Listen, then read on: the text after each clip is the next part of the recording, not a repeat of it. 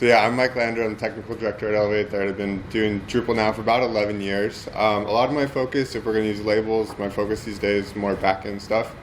Though I still have a real big interest in what we're building with Drupal, the site building side, the front-end side, everything that's kind of the last mile implementation for Drupal. And so over the summer I had the opportunity to look into how we're approaching our images.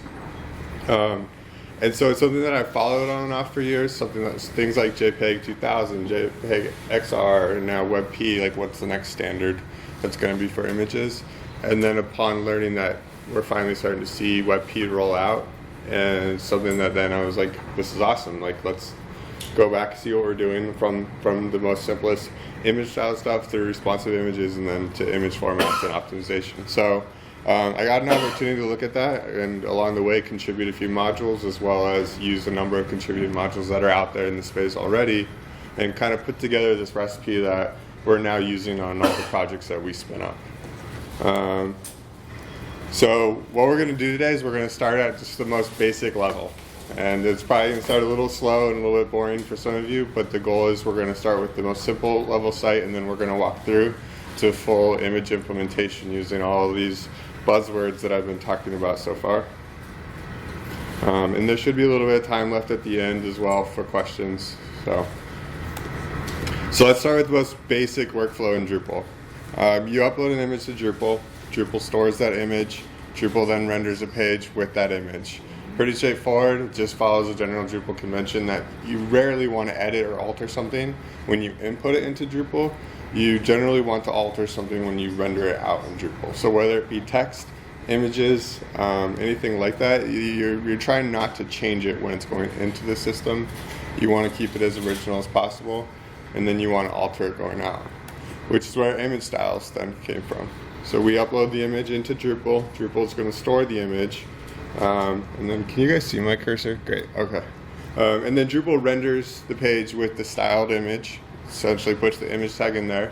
What happens is your browser then requests that image. If the image style exists, it's going to just return it. If it doesn't, the controller then takes over and makes sure that you have access to it, generates the image style, then returns the image.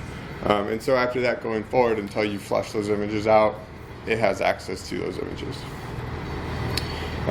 So this has been around since Drupal 5. If this is the extent that you're doing your image stuff right now, shame, shame, shame. So things have come a long ways, and so I think today the goal is like, let's see if we can push that further. So let's just do a real basic setup. Here I have the Umami base kind of layout or base distribution going, and then essentially what I did was switch out first, and it's going to be a little hard to read, so I'm going to have to just explain it. So right now, or when you set up Umami by default, your banner is using a background image. Essentially what I've done here is I switched it out to be, rather than a background image, it's actually embedding an image in here. And so this is important because responsive images are pretty limited in regards to using it in CSS as background images. I know there's people who have figured out ways to do it and workarounds and whatever. We're not going to use that method. Instead, what I'm doing though is using a normal image, and I'm using a CSS property called object fit, which allows the images to act as background images. Now again, there's not complete browser support for this, so you probably have to use like a polyfill or a JavaScript shim or something to fix this. And there's also ones that I believe will go in and read the properties of the image itself and drop them into your background as needed. None of those are completely ideal, but again, it's kind of the state of where all this is at. You could just choose not to necessarily support all this functionality on an older browser as well, and instead just let the older browser render a background image without all the responsive stuff. So there's definitely some limitations in that regard, but that's okay. We're going to keep moving forward. So the first thing I'm going to do, the default image in the background here is actually pretty small because it's just meant to be a single background image, no responsive properties. Our goal though is to obviously show support for higher density displays and so forth. So I'm going to replace the top image with something that's higher quality than default. So we're just going to remove our pasta image and throw in a different image of some pretzels. Give it a alt text. So our new one, going back to the idea of like, let's not alter the input, is let's upload a pretty large image, as large as we can go without, worrying too much about server space. The next thing I'm going to do is, again, this right now is compressing down to a smaller image style. I'm going to switch the image style to support the highest possible. The goal is, like, if we were giving the designers their dream and we were rendering everything as clean and crisp and beautiful as possible, let's start there, represent that. Then let's start to dial it back and see where we can pick up on efficiencies and whatnot. So going back to block layout, block types, I'm going to adjust my main banner to use a different image style here. And I'm just going to render the largest image style possible, which is the 2x 21 by 9. This is going to look great, but the page size and the file size is obviously going to be tremendously large as well. And then the last piece I'm going to alter is on our image toolkit settings. Right now, I think Drupal default is 75% out of the box. We're going to use 100% here. And so the way this works, whether you have GD or image magic configured, is whenever you run an image through an image style, after it's done transforming, once it calls save, it's going to take this value and apply it. So all your images across the site, if you're applying image style, unless you explicitly go in with code and override it for specific instances, it's going to save it at whatever your percentage is here. So we're going to dial this up to max as well. And again, it's going to look great, but in terms of performance, it's going to be pretty terrible. So we've now got all of our images on the site rendering at 100%. We have a nice large 2x size banner at the top here. Everything looks awesome, but in performance-wise, it's just not great. So in terms of the numbers, our banner is 3.1 megs, and all the images combined are 11.7 megs. If that's okay with you, yeah. If this is okay with you, we can just stop here and we can call it a day. But I'm guessing we got to keep going. So let's start the recipe. So these are the ingredients we're going to talk about today. That'll be my only kind of cooking pun that I know of yet. So we're going to talk about responsive image, which is in Drupal 8 core. It's been there since the start of Drupal 8. Image API Optimize is a contrib module out in Drupal space that handles the performance side, the optimization and compression of images. It kind of decouples it from what we talked about, where you have your quality control being attached to your image style generation.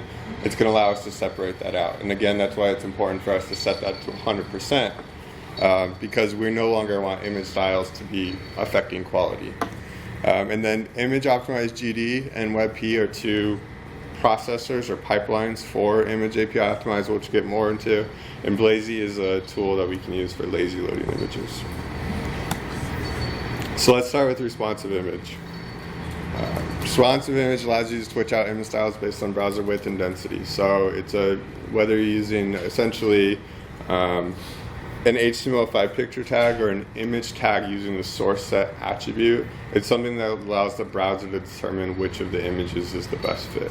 So going back to our kind of model we've been working with here, you upload the image, it stores it. It's going to then render, whether it be image with source set or that picture tag, it's going to render that out on the page, and then the device is going to decide which one's the best fit, based on, again, pixel density or the width of the viewport that you're using. After it determines which one's the best fit, it requests that style accordingly. So let's go again back to the demo and do a quick setup of this.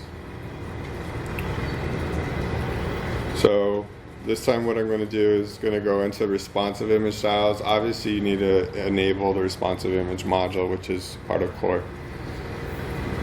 And then here what I'm going to do, and actually I want to show one other thing very quickly. It's good to set up or spend some time on your naming convention of your image styles. This will come in handy, especially for setting up responsive images. One thing I actually really like about the ones by default in Umami is that they're using the ratio as well as density in the name. And I think it's important to what I've seen a lot in the past is people use maybe the context of the image rather than the properties of the image to define their image style. Is that not working? Can you zoom in? Oh boy.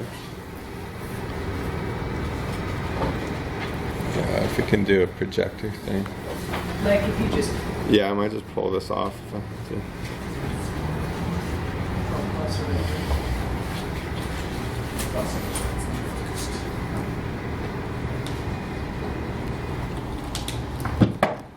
Okay. Okay, so you guys, can you see the full thing, or do you just need me to zoom the window? Yeah, just like increase your text size. That's better. A little. Okay. They're image styles. We don't. Yeah. Since you were specifically talking So about names. yeah, so the naming convention here, you would see like large 21 by 9, and then you would see, or it'd be large 21 by 9 2x, and then the dimensions of the image. And so I think it's getting away from the idea of like profile image and then maybe the dimensions, or product image and the dimensions, like getting away from like its intent for context and rather describing the properties of the image. And that makes it a little bit easier, I think, for setup going forward. That will allow us to then relate those and not worry so much about the context or intended use, but rather what the qualities of the image are. The one other thing we've been doing a lot more internally is we actually use a lot of defaults that only set width and scale height accordingly. And then you let your content grow the height to whatever it needs to be. This doesn't work in every use case. If you're using a module, like say focal point, or you're using the image in a specific area where height is really important to it, you're trying to keep that ratio, then you obviously still want to define ratios and heights and lock it down. But it's something where we have the option then to do just ones that are width confined or ones that are also width and height confined. So what I'll do now is I'm going to add a responsive image style. And we're going to create one called banner.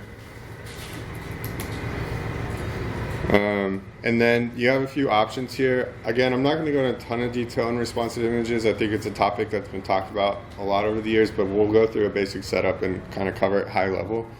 So for your Breakpoint Group, we're going to use the umami one. Essentially what this looks like is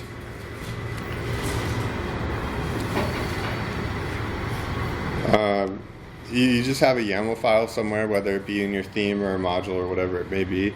And this is defining what your densities are, as well as your media query for like width, and this is defining those breakpoints. And so whenever we pick from that dropdown, we're picking from which YAML file we want to include from. So in our case, if I use the umami one, I can see 1x, 2x, min width 960. This is all going to correlate with these. So I have that, plus I have 1x and 2x options. So it allows me to pick image styles per breakpoint that I want to use. Now the other way you can actually set this up is you can use just a single one, and you can select multiple image styles, and then you use essentially this viewport width, which is like the multiplier. So like I'm using an image this size, that's like 1200 pixels wide, but I'm putting it in a really narrow column, so the viewport width will actually offset that and tells the browser like, hey, like I'm not just trying to fill the whole screen, I'm actually just trying to fill a column. And so it takes that and it takes all the ones that you've selected and does the math to essentially switch out the right image as you need it. In our case though, we're just going to use the configuration per breakpoint. I just think it's a little bit easier to read and understand. So when we're doing 1x on our largest size, we're going to pick the large 21 by 9 image style. For 2x, we're going to do the large 21 by 9 but with the 2x image style. For narrow, for 1x narrow, I'm going to use the medium 21 by 9. And you can see here's where ratios make this a lot easier to kind of dig through, as I can find the images that are all related pretty quickly. For 2x, I'm actually going to choose, since it's twice the size, I'm actually going to pick the large 1x. And then for mobile, we'll just use a small one.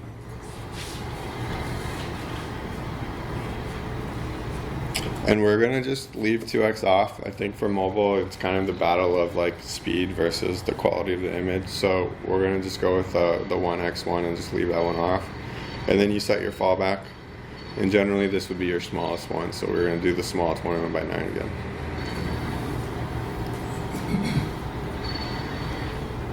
Okay, so we've created a new banner, responsive image. I'm then gonna go into my block layout again for that home page banner, manage display. So here where I'm setting my formatter, I'm going to switch this from the default image one to instead use the responsive image. And then in here I can go in and drop, grab my new banner that I've created, and we'll save.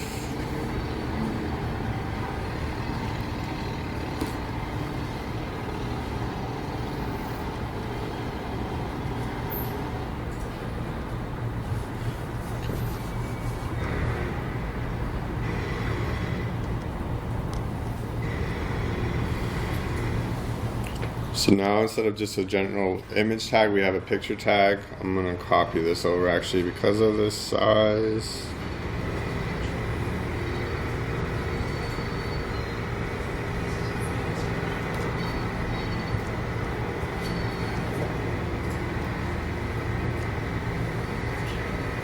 Oh no, not what I wanted.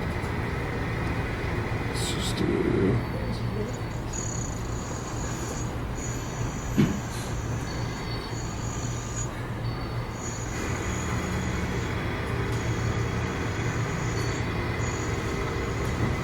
Just drop it in here so I can scale this up a little bit. Essentially what this is doing is because I defined it explicitly per breakpoint, that's when it's going to wrap it in a picture tag. If I were to use the option where you're selecting all your image styles at once, essentially what you just see is this, what you would just have a single tag here. It would look very similar to this in nature. You would just have a single tag with a source set attribute inside of it. Wait, so you're using a responsive image module to do set your breakpoints? I'm using the YAML file from Umami that's defining those breakpoints. Yeah, and responsive image comes with one, but it has just one breakpoint. And so if you were to use the one breakpoint and select all your image styles, it's basically just going to generate this second one right here. It's just going to generate a single image with a source set attribute, and then the source set attribute adds all your image styles with their width as well as that viewport your view width. I think it's viewport width 100, where it's like 100 viewport width. That's saying that we're going to use this in a full width viewport, and this is the size of the image, and the browser is going to read through that source set property and find which image it thinks is the best fit automatically.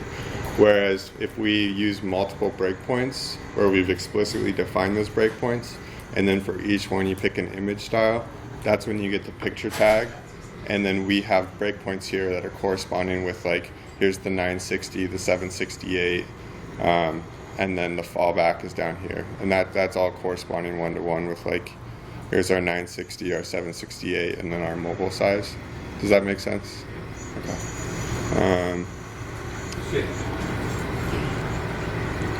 So, those image styles that you see there, you mentioned using aspect ratio it makes things easier. I actually work on that. That's the naming convention that I use, and I help with the Umami team and creating those image styles. The advantage of doing that is that you can reuse those image styles anywhere, regardless of where they appear. Yep. So they're not tied to a specific image style or homepage, thumbnail, or anything like that, right? They're generic, so you can use them anywhere. My question is, where do you use one or the other method between the picture element and just the image tag? Yeah, so my understanding is a lot of people opt to use where you select all your image styles at once for a single breakpoint and let the browser control. The idea being that you want to allow browsers over time to maybe even get smarter and be able to handle those things better, and you're just deferring that decision. If you want to be very explicit about what should be at breakpoints, and maybe there's a design decision that affects it, so at a given breakpoint I'm swapping out to a different image style that's kind of unique design for mobile or something like that. It's not really one image anymore, you're kind of switching out what your behavior is, and so then people would opt for the picture tag. So I think there's a lot of opinions out there on it. Again, it's not something where I necessarily would say I should be your source of truth for like what to use or when to use it. I don't think there's anything wrong with just using singular image tags with the source set. With the route I'm going to go with WebP, we're going to have to be kind of stuck with using picture tag. So we'll kind of get more into that part as well. Great. So with after our responsive image setup, we've obviously made improvements on the mobile front because we now are loading a much smaller image, but obviously we haven't really touched anything on the full display. So that's what we're going to get into next, is like where do we go from here where we can now start to bring file sizes down. So at least in terms of performance and optimization, we're getting the right size image for the browser that's loading it or for the device that's loading it. But the next step is like, now how do we bring down image styles across to everything that's using this. So the image API optimized module is not a module I've worked on, but it's pretty awesome in what it does. Essentially what it's going to do is it's going to add an optimization layer that takes place after the transformation on the image style is done. It uses a concept that they call pipelines, which are essentially just ways to queue up either local or third-party processors to do the image compression. So going back to our chart, we essentially again upload the original image is stored, responsive image is putting a tag out there where your device can decide what it needs, the image style is rendered. You then have this image API optimize set kind of kick in with the pipelines that then optimize those images accordingly. And because we're now trying to defer the processing or the image style quality from the image style like we talked about earlier, where you're setting your site-wide like GD or your site-wide image magic to a specific setting, I created a module for taking that GD optimization and essentially turning that into a pipeline processor. So we're setting our site-wide to 100%. We want it to not affect any of the images at all during transformation. We then are going to pass it on to the pipeline and inside of image API optimize. And at that point, that's when we want to then potentially do the GD compression. And we'll get more into why that's important here, but as well as during WebP. So obviously we want to defer because we're trying to create a clear separation from where you're doing your transformation versus your optimization and compression. But it's also going to allow us to avoid double compression. So if your compression is attached to your image styles, you're kind of stuck with whatever gets sent out of the image style. By setting it to 100% when it comes out of the image style, then we can queue up different rules to take place inside of the pipeline that can do their own rules. So this might be like sending it out to resmush it or to Kraken. Or some other third party that's going to use their own compression tools. And what you don't want to do is double compress something. And anytime you double compress something, it often backfires. You often will get a worse quality image with a much larger file size. In fact, if you take what's interesting is if you take a PNG file that's lossless and you save it from, say, Photoshop, where it's going to strip out all the extra data and make it as small as possible, and say you've already pre-cropped it to like 960 by 400 or something, and then you run it through an image style that's 960 by 400 so that it doesn't affect anything, but then the image style resaves it with GD at like say 75%, the file size can like double or triple. And even if you, I think, set G to 100%, the file size will still shoot up because it's just mixing and matching kind of approaches and stuff. And I don't think GD is necessarily going to have all the optimization tools that you're going to see like from Adobe or something like that. But it's kind of the trade-off is like, if you want the site and these tools to do a lot of this for you, they're not going to necessarily have all the efficiencies of like a third-party tool like Photoshop or something like that, where they've invested a lot of time and energy into this. So we're trying to get around that by deferring that compression, having people upload full-size images, and then putting a layer in there that can do really advanced compression techniques. So what should you tell a designer to save their PNGs out of Photoshop? Well, for one, we're going away from using PNGs as much. So like when you upload PNGs, we'll actually convert them to JPEGs often, unless you have a real specific use case. Like if it's a photography site where you want the highest quality stuff out there, maybe it's worth using. But for the most part, we're encouraging to upload full quality, and then from there we can have the site kind of take over everything.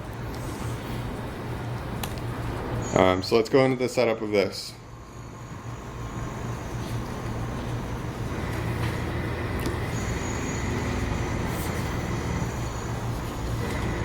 So I'm going to turn on the Image API Optimized module and Image API Optimized GD. I think GD is still in just a dev build, but my goal is to get a beta out for it this weekend, so that should be updated really quickly. It's been out there for a little while now. We've just been testing it and using it a lot, so I think it's pretty much at that point where there's no issues that are going to arise. The same will be said for WebP module. There's one pending issue on that, but the goal is to get that resolved and out this weekend as well for a beta. So we've enabled those two modules. Then what I'm going to do is jump into Image API Optimized config screen. I'm going to add an optimization pipeline, and let's just call this one standard quality. And then what we're going to do is we're going to add a processor, and we've obviously just added that GD one. So let's add this in. And then we're going to set our image quality down to, let's do 60.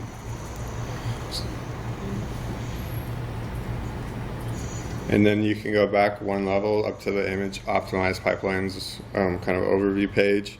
And we're going to set our site wide to be standard quality. So this is every image on the site. We're now going back to kind of what we had where we're saying affect all images on the site.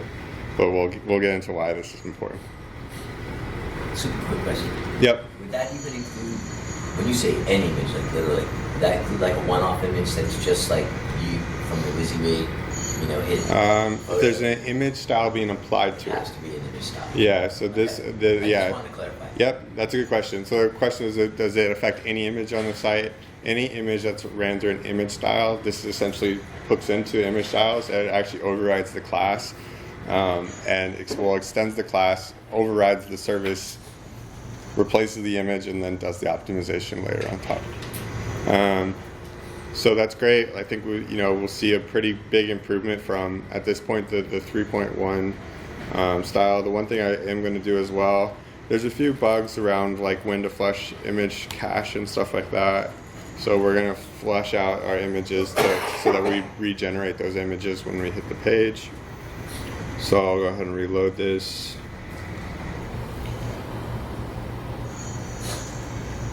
We're rebuilding. And we've taken a little bit of hit quality. We're setting it down to 60, so it's definitely a noticeable change. We go into the 2x one, and we'll open this up. And let's inspect this. So we're down to 288 KB on our banner. So that's a pretty good jump from 9.1 megs to 288. I think design's gonna be, or I guess the client's gonna be happy for performance, but design's not gonna be so happy that now their images, Just had a heart attack. yeah, been compressed. So let's keep going with this. Let's say, okay, maybe the smaller, the heavier compression's okay for these smaller images. It's not real noticeable, but this top image is super important. Like, this is where we want to get people salivating at the thought of pretzels. Like, let's make sure this is high quality as we can go. So what you can do actually with pipelines, and this is one of the really great parts about separating out that layer, is we can go into the pipeline and we can add additional processing or additional pipeline called high quality. We're going to create this. We're going to set a processor. We're going to set image quality to, well, let's do 90. And then what you do is you actually go into your image styles.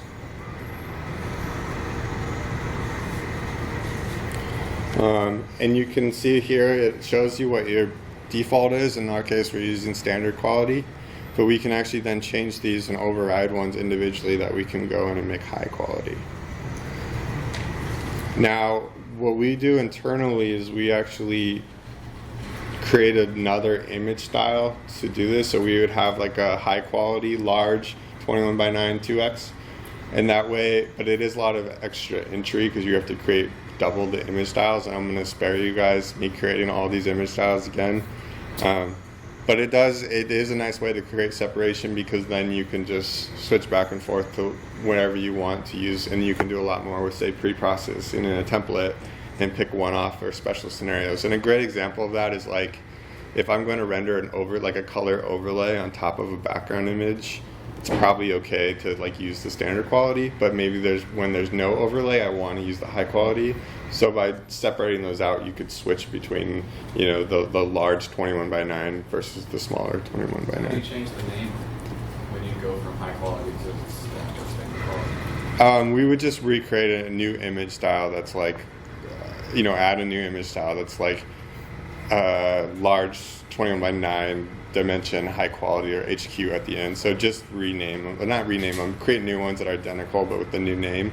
And the big difference is that they're outputting this as high quality instead. So let me change this real quick all to high quality.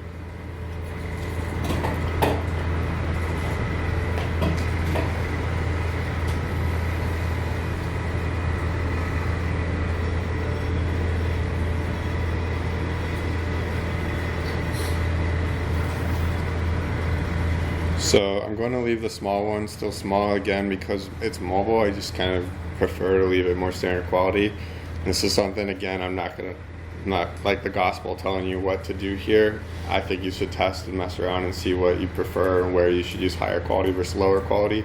Same for 2x. Some people might prefer to do 2x or 1.5x. Mixing and matching higher quality or lower quality. I think it's just for testing. It's a lot different. Like if we're doing bio photos, and people are, they're real worried about how their bio photo looks and you don't want to compress it all down. That's where you want to do higher quality across all devices or something. Like it just depends the subject matter and what you're trying to accomplish with the images. So I think there's a lot of kind of debate or philosophies about approach for something like that. So now that we've altered these, I'm going to flush out my images again. And then let's jump to the home page, and we'll reload this.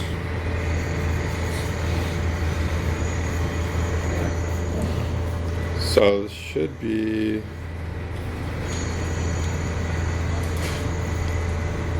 So there is a bit of difference here. It's kind of hard to tell. I think a JPEG at 90 is still kind of rough, but there's some improvement here, but then we take a hit on our file size accordingly. So we now have granular control over, which images are high quality, which are medium quality, and stuff like that. The obvious trade-off is then we're back to kind of dealing with large file sizes. So it's kind of this balance that you're trying to walk as you go through this. Question. Yep. What's the criteria for using the high quality image versus a lower quality image? Is it solely on the screen size of the device? So the question is like the criteria when to use high quality versus, let's say low quality or medium quality or whatever.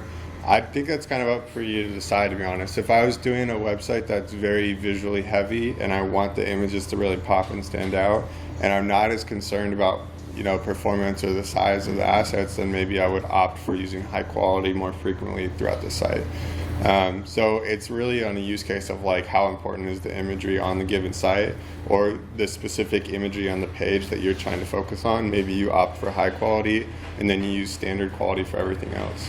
If there's treatments on the images, like overlays are really common, or say transparency or something like that, you might opt to add another like lower quality one that you can use to drop it instead, because you're not going to notice those lack of details because you've got a cover overlay or your transparency is set on that some way.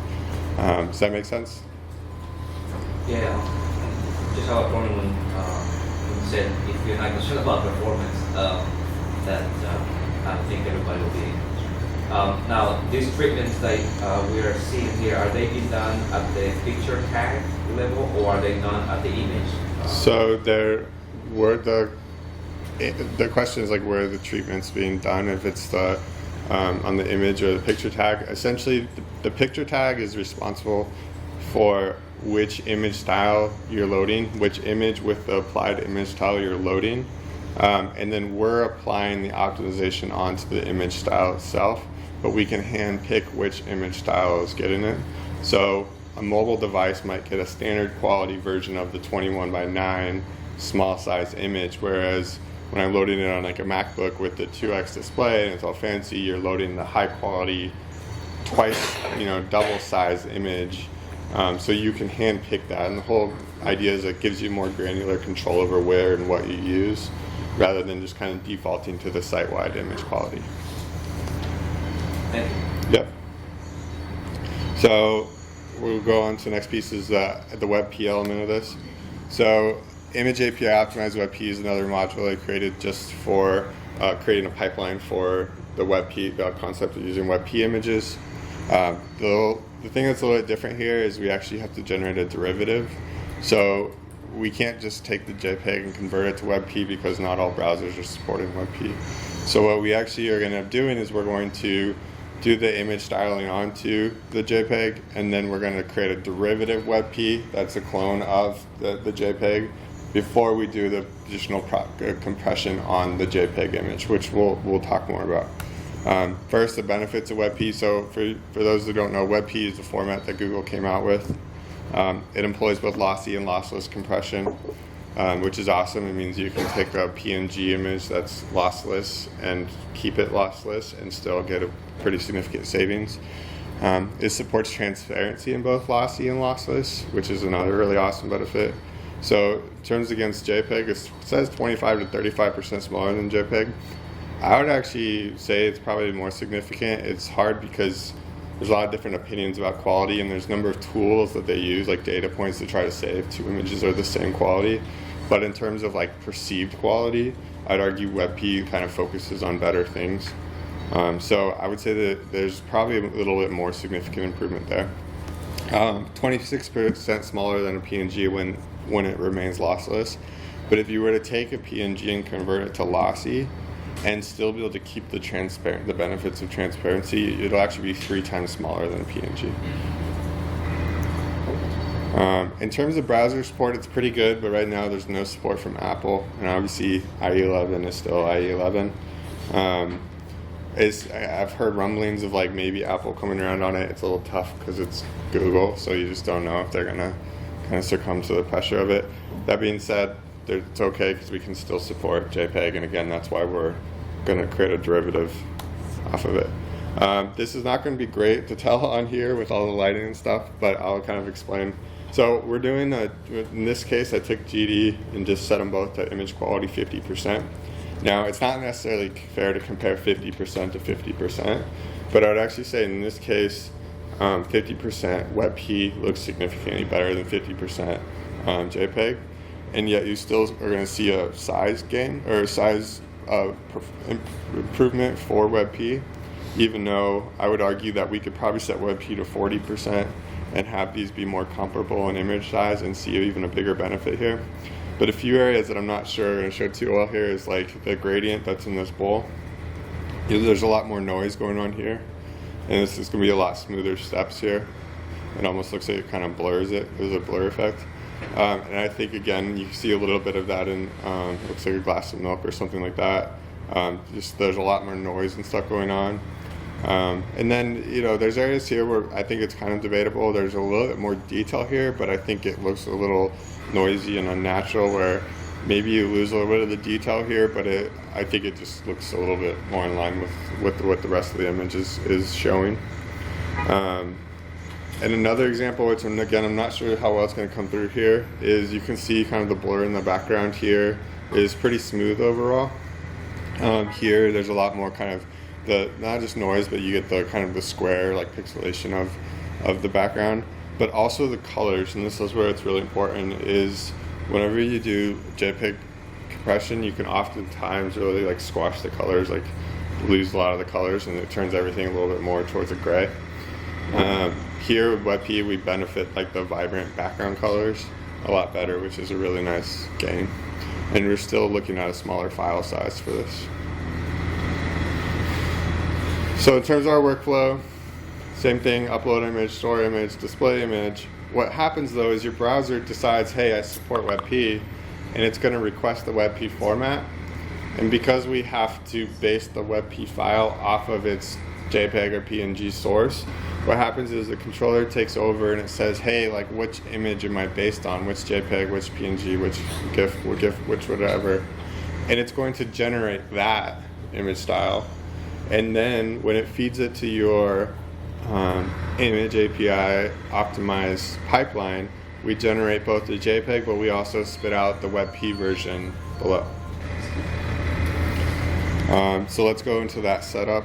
And I'm running a little short on time, so we're gonna probably stop after this setup. So we'll go to media pipelines, and what I'm going to do is there's a bug in there that doesn't let me add to these for some reason, so I'm just going to dump them real quick.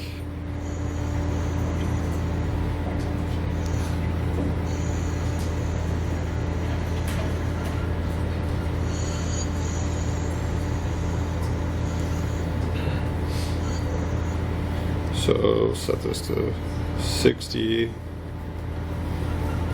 Oh no, I need to install this module real quick, sorry. Give me 1 second, I'm just gonna install the module. And then there's also a module within that that supports responsive images, so that's important to enable as well.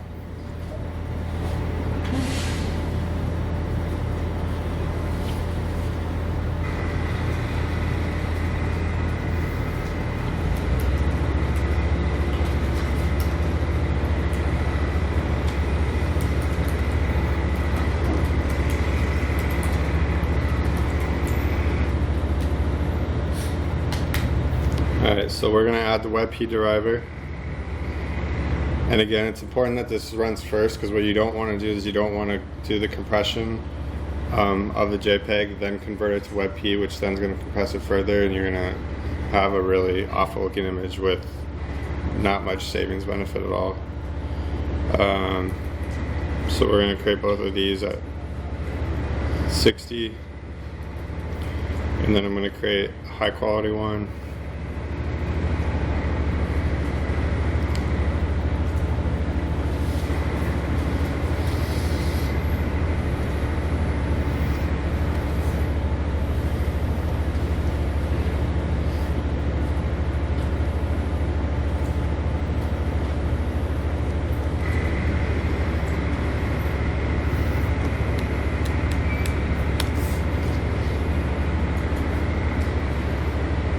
Okay, and we're going to jump back to the home page and see it's now loading in a new version, and we're going to inspect this.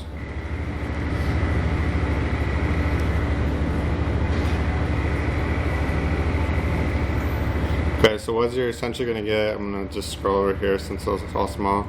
You're going to get this where it renders out even more source sets. And what happens is you essentially get a type here that's added.